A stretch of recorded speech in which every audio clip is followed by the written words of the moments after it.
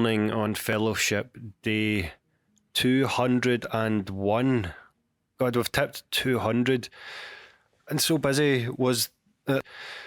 Oh man, I missed the last 3 days where we could have been recording an episode on day 200 itself, but that is how the reality played out, and I've long outgrown the early days of this podcast where I was trying to do this every day and spending so much time in the recording talking about excuses for why I wasn't there the day before that it swamped out the stuff I wanted to talk about. But here I am doing it again, close to a minute in. Let me stop right now and move on to something we can talk about for day 201. And it's stuff that has played out actually over those intervening days since day 197 when I last spoke to you. Today's theme is inviting criticism. Now, I have the great fortune of having grown up in school where I had some pretty challenging, pushy, provocative but insightful English teachers. Dove deep into the language, which I joke about now that I can barely speak as a Glaswegian. But one of the things that did come up during my English language education growing up was the complete mistreatment of the word criticism.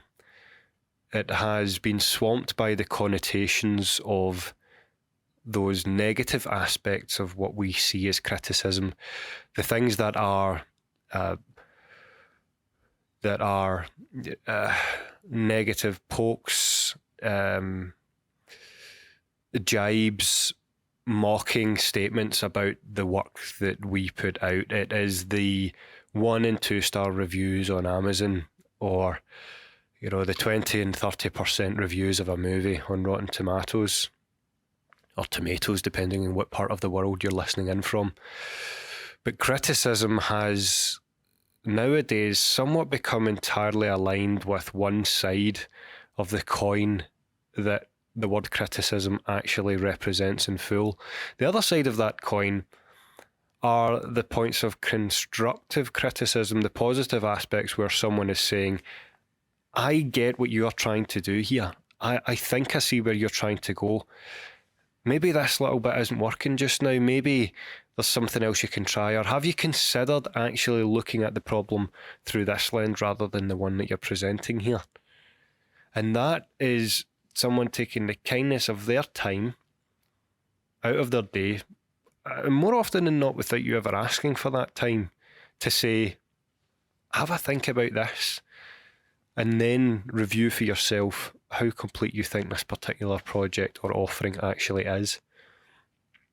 And once you actually look at the positive side of criticism, on that side of the coin, you can flip back and say, well, actually, those who are coming to criticise us in the way that criticism has been subsumed into or synonymised with, the genuine derogatory comments, the cynical and gratuitous comments that we might associate with criticism, you can look at those as being kind as well, because maybe there's someone out there who just doesn't quite know how to word their constructive criticism other than in a fashion that appears unhelpful.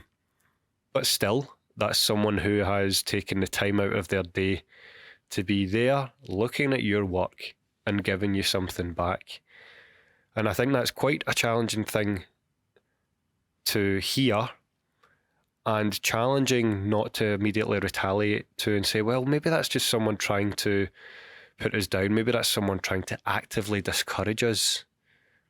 Nonetheless, it's a signal to say that even if someone is trying to discourage you, you're producing someone that has made them stop in their tracks to take the time out of their day to focus on your work and spend the time giving you a message back. Criticism is not all bad. There are positive sides, more negative aspects, but all in balance. And it's always worth remembering that the word criticism has become entirely misrepresented. Now, why am I talking about this today? Why is that the theme of this morning's podcast? Well, over the past week, I've had several instances where I've been so endearingly reminded that criticism is casting light as well as darkness. I firstly had someone come forward and comment on the podcast itself privately. They weren't doing this in a public forum, just for the sake of virtue signalling or anything like that. So I felt the genuine intent, and it was someone who was noticing the sorts of channels the podcast was going out on. Side note, I started with Spotify, Google Podcasts, and YouTube, aside from the website itself where the podcast is hosted. But, I had some comments and considerations thrown my way as if to say, well, why don't you consider these other podcast channels? There are people who don't go for those mainstream ways of searching for podcasts, and there's more curated, community-based podcast platforms you might want to consider. Could you host your podcast on A, B, and C? And I thought that was just fantastic. I mean, my eyes were entirely open to platforms I'd never even heard of, but yet had vibrant communities around them.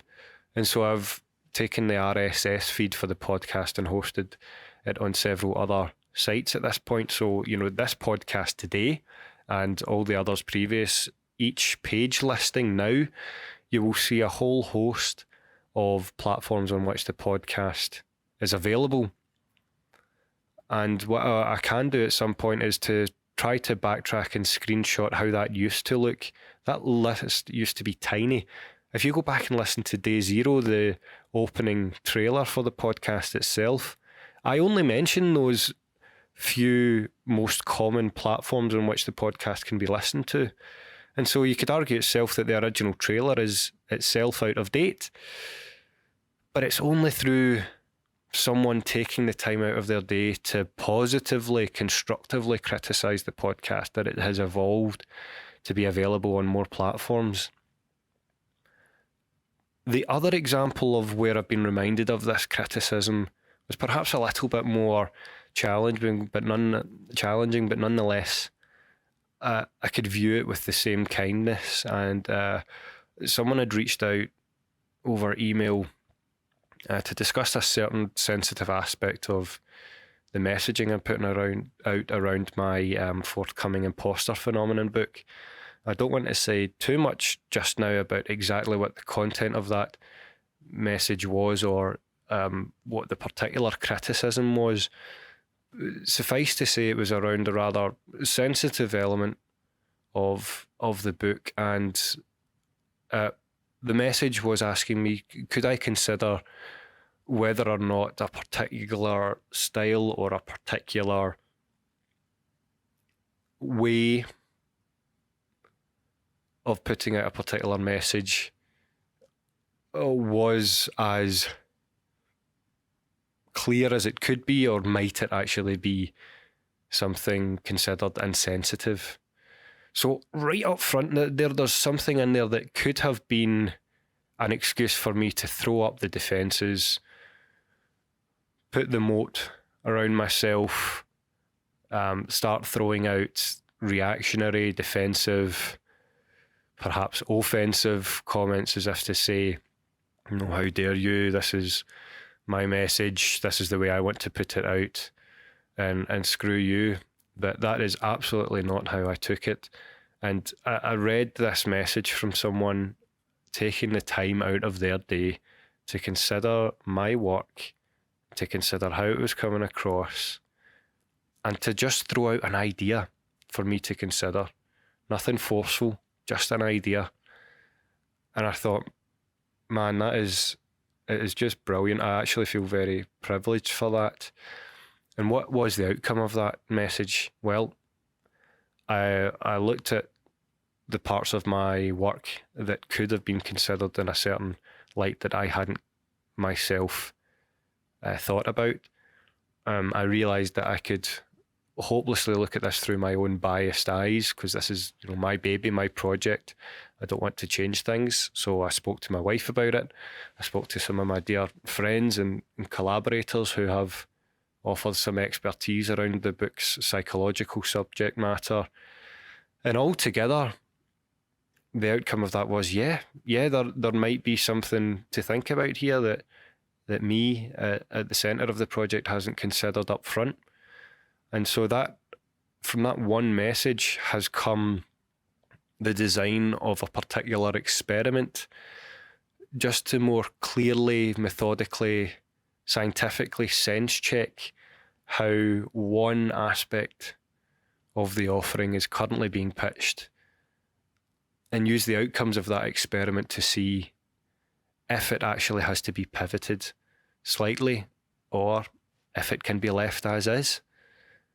Altogether, the point about adding new platforms for the podcast, considering aspects of my book in another way, all of these things I could have looked at defensively. For you, many people will come forward to your work and say things that you might be tempted into reacting to defensively, negatively, as if that person means no good. But always remember that wherever that criticism comes from, whether it's a personal project, your research, how you're running things, if it's a particularly bad instance of a peer review report for the academics here who are putting out publications, always remember that whether someone is coming to you from the negative side or the positive side of criticism, those people who are offering that criticism have one thing in common. They're coming to you spending the only non-renewable resource that all of us have, and that is our time. Someone is taking the time out of their day to be there, to criticise you. So take back that word criticism. It's not all about the negatives. Criticism can be as constructive as it is more often than not viewed as deconstructive. Have a great day. It's a little bit longer than usual. I hope this is useful to you. A brief reminder that we are also offering you the chance to send us an audio recording of any questions that you have for me, for things that have come up in the podcast or something that's on your mind related to what I've spoken to you about in past episodes.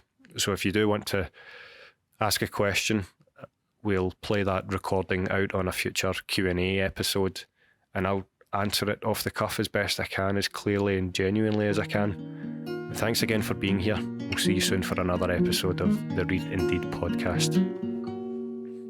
If you like what you're hearing on the podcast, head over to the website, where not only will you find the written blog versions of these podcasts, you'll find my leadership blog series, the daily thought series, and information about my book on managing the imposter phenomenon. We also have even more free resources and webinars linked to the YouTube channel. So head on over to dr-mark-reid.com. That's dr-mark with a C -reid.com.